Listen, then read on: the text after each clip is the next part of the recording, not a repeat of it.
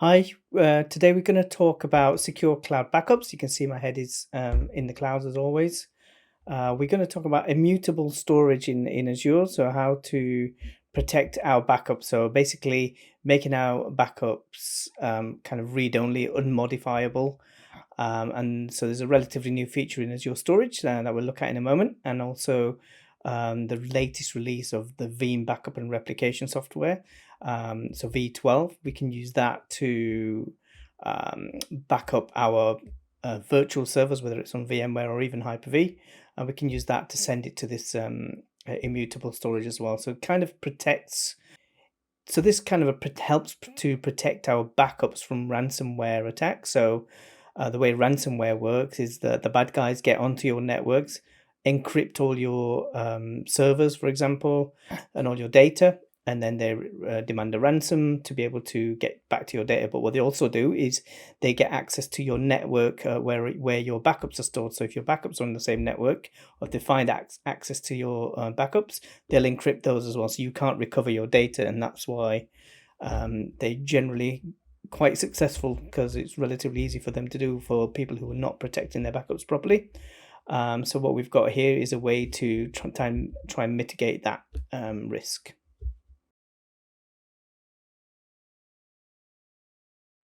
Okay, so with that, we'll bring Adam on. So he's one of our cloud engineers and is enabled this in production.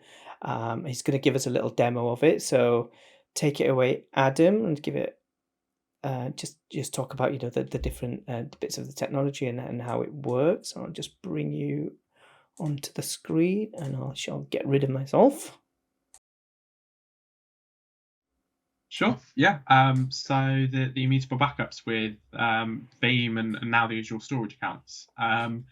So previously you could do immutable backups within Veeam, but you couldn't do it directly to Azure. You can do it to the Azure platform. There wasn't any way of doing immutable backups to like a storage account or anything like that. Previously you had to set up a machine that handled that and was configured as an immutable repository. So that included setting up a Linux operating system, attaching multiple disks, formatting those, getting the Veeam transport service set up on that VM as well.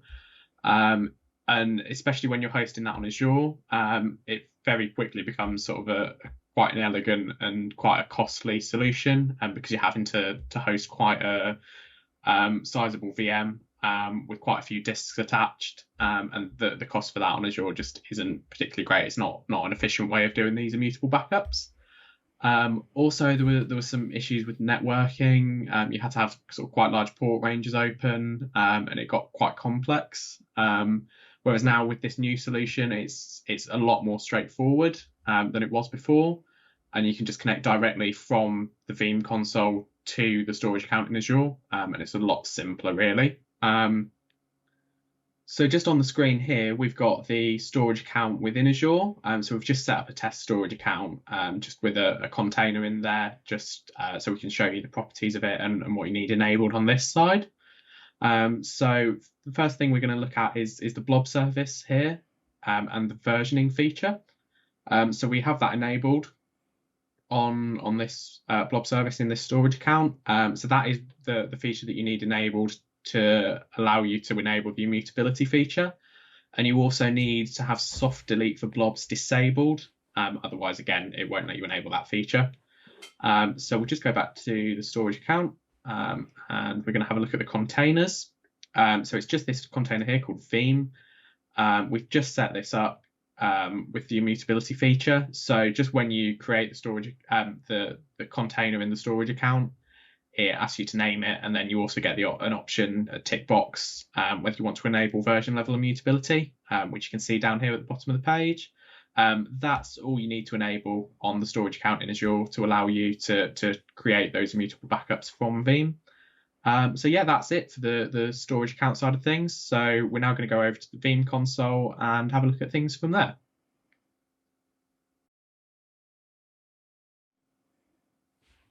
Okay, so we're now in the Veeam Backup and Replication console. We've just got this installed on a test server. on a ESXi server, just with a couple of VMs running on there, just so we can run a test backup as well and show you how all that works. So the first thing we're going to do is actually add the Azure repository into the console here.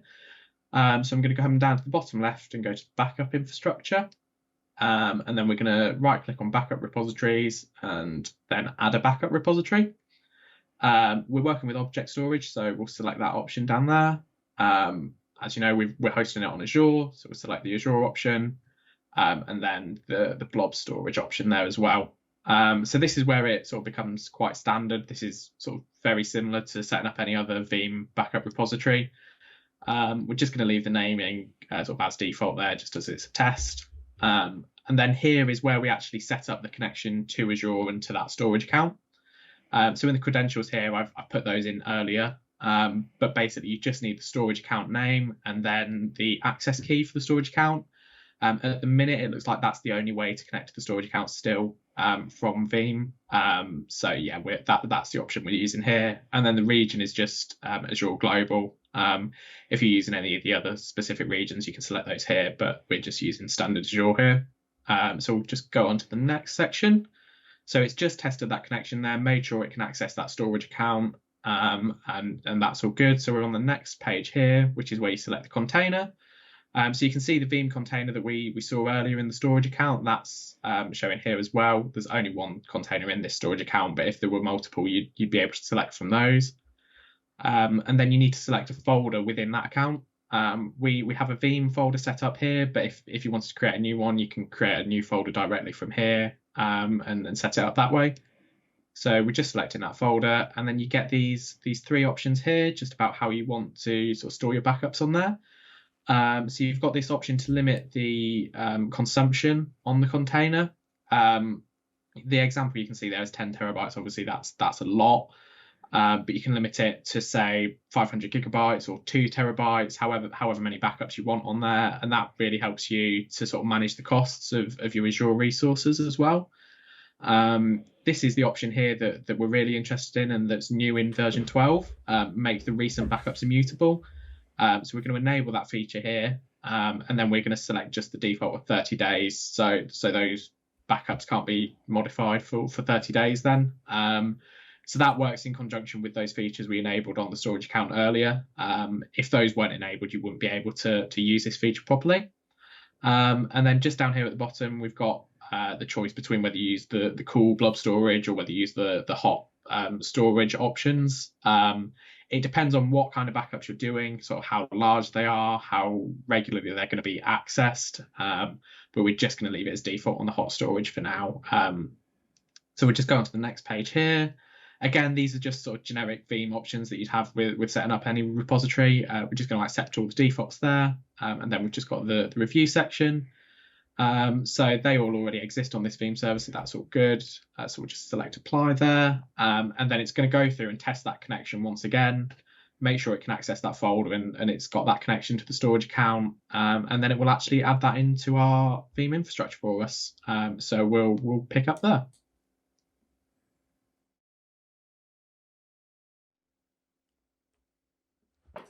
Okay, so we're back on the backup infrastructure section here, and we can see the repository that we've just added in. So it will let you know that it's an Azure Blob Storage repository. It will give you the path to it as well. So within that path, we can see the storage account and then the container and the folder that we set up. So now that that's been successfully set up, we can actually set up a backup job to that repository that we've added in. So to do that, we'll just go to the home screen.